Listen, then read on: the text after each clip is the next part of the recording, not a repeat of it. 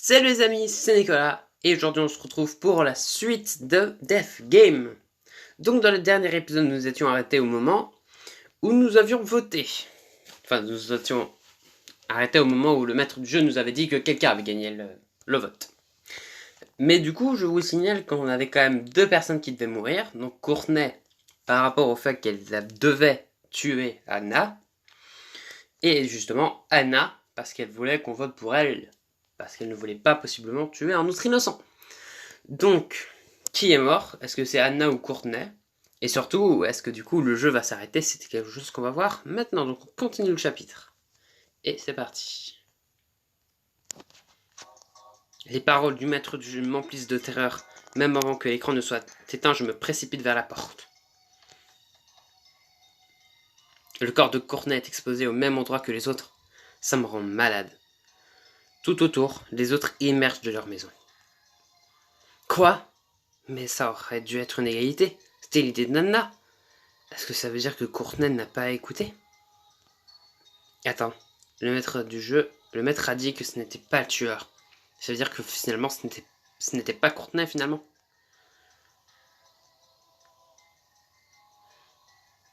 Je regarde les autres.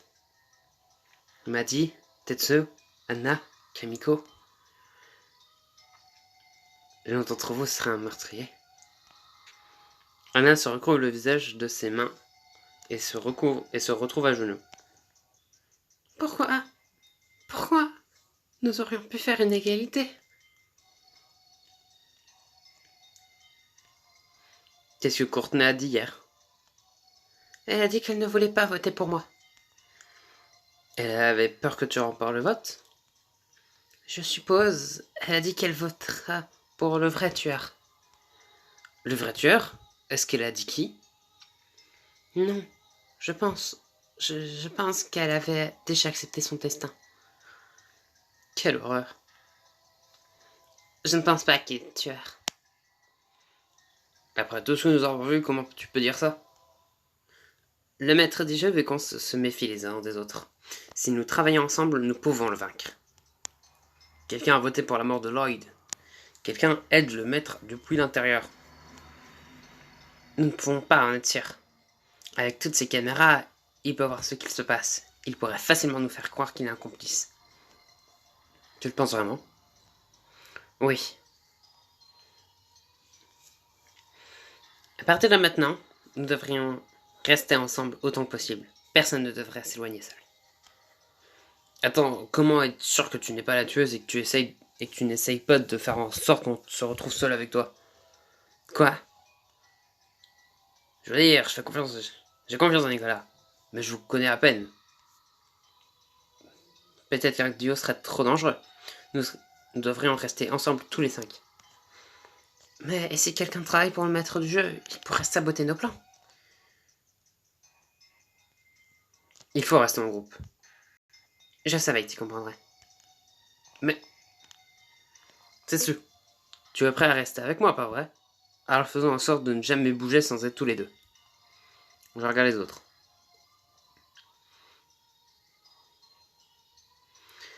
Et ça vaut pour tout le monde. Faites toujours en sorte d'avoir quelqu'un avec vous.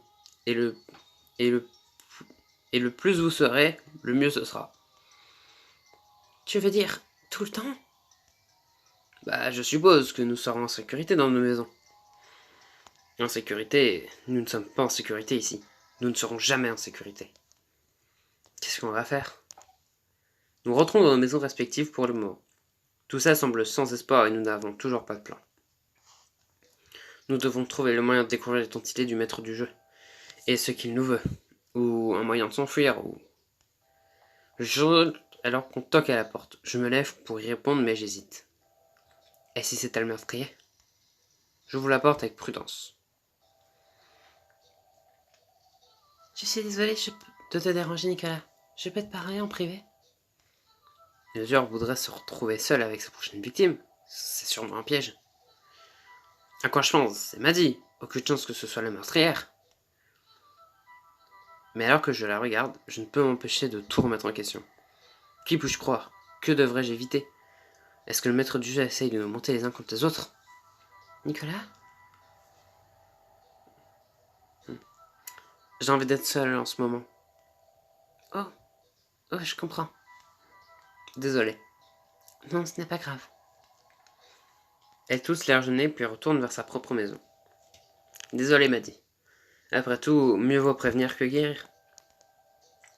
Seul dans ma maison, je m'assois et tente de me relaxer. Mais malgré tous mes efforts, je ne peux m'empêcher de penser à ceux qui sont déjà morts. Rufus, tué par un assaillant inconnu. Lloyd, désigné par un vote qui aurait dû être une égalité. Andrew, tué alors qu'il s'apprêtait à me parler. Courtney, que nous avons mis à mort. Qui sera le prochain? Pourquoi est-ce que tout cela arrive? Qu'est-ce que veut vraiment le maître du jeu? On toque à nouveau à la porte, et je me demande si Maddie est déjà de retour, mais le son est plus fort, plus sec. Toujours sur ma garde, j'ouvre la porte. Salut Nicolas. Oui. Son regard se pose sur ma main, toujours sur la poignée au cas où je devrais fermer la porte en vitesse. Quand elle parle, son ton est amer. Laisse-moi deviner. Tu me soupçonnes? Je fais juste attention. Toi et tous les autres. Ce n'est pas, c'est pas ce qu'on est censé faire? Elle cligne des yeux, puis son visage s'adoucit. Oui, désolé, je suis juste un peu à cran en ce moment. À cause de ce que Tetsuo disait. Ce n'est pas que lui, j'ai entendu Anna lui demander si j'étais assez forte pour m'en prendre à Andrew. Oh. C'est un bon argument en vérité. Kamiko est l'une des personnes les plus fortes du groupe. Elle sait se battre. Après la mort d'Andrew, personne ne savait où elle était. Elle était seule en train de faire du sport. Ah, je deviens complètement parano. Ce n'est pas juste. J'ai pris un pas pour protéger les autres, et maintenant les gens comme elle me considèrent comme le principal suspect. Je n'ai jamais blessé qui que ce soit sauf pour me défendre. Il faut qu'on reste concentré. Ouais, je sais. Elle me regarde pendant un long moment avant de pousser un soupir.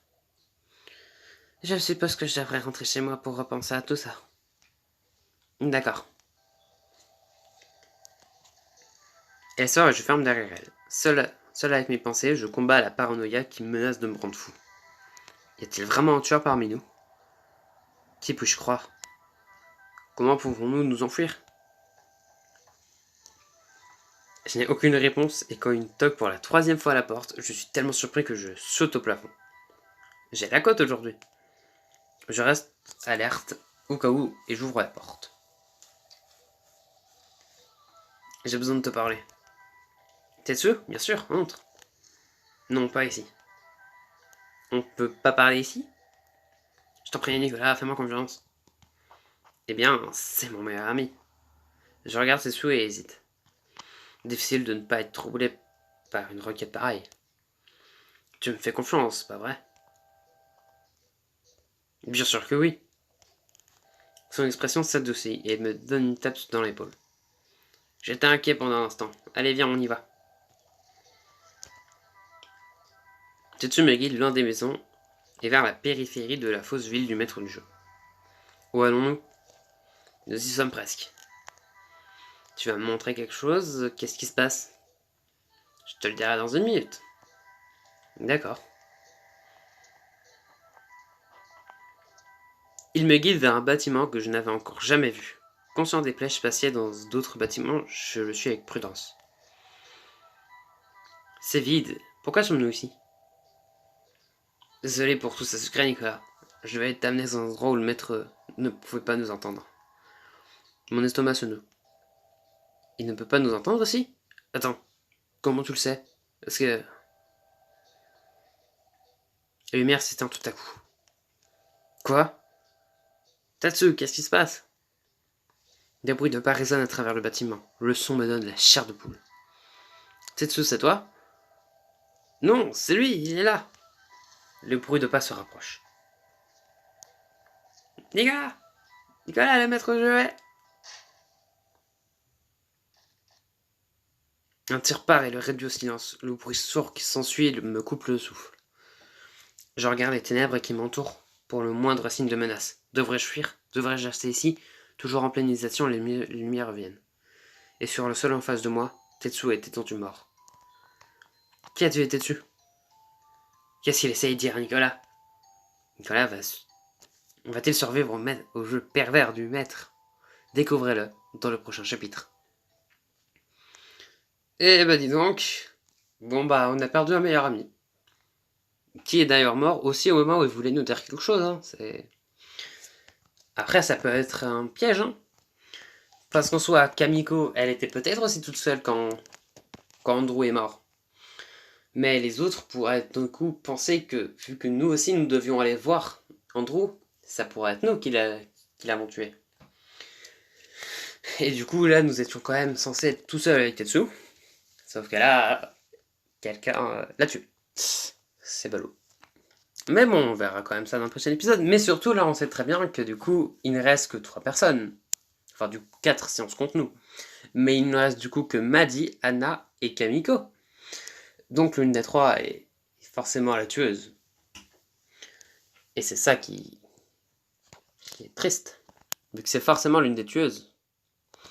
Bon, du coup, on va sûrement savoir qui sera la tueuse sûrement dans le prochain épisode, mais dans pas longtemps. Je pense que là, dans pas longtemps, on a les réponses à nos questions.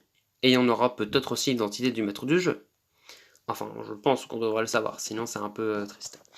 Mais bon, en tout cas, j'espère que cet épisode vous a plu. Si jamais c'est le cas, n'hésitez pas à vous abonner, à lâcher un like. C'était Nicolas. Allez, salut!